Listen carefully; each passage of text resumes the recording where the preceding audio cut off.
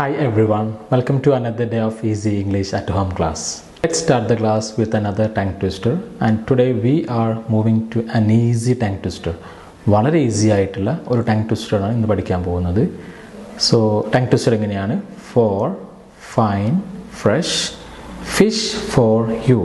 Four fine fresh fish for you. Four fine fresh fish for U.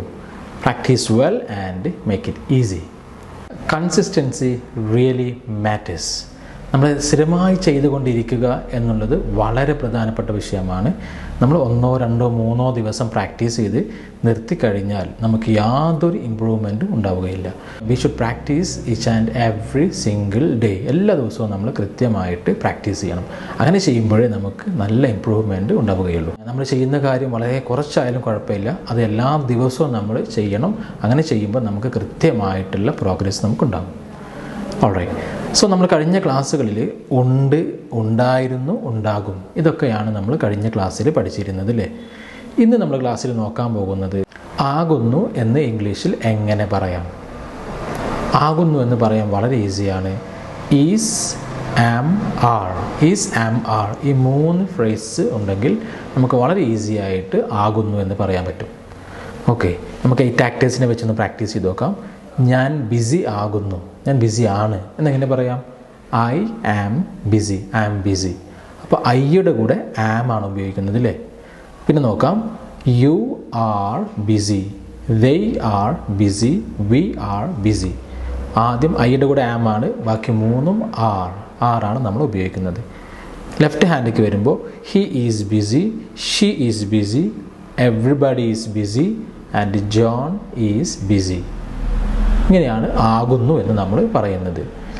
ഞാനൊരു teacher ആകുന്നു. I am a teacher, I am a teacher.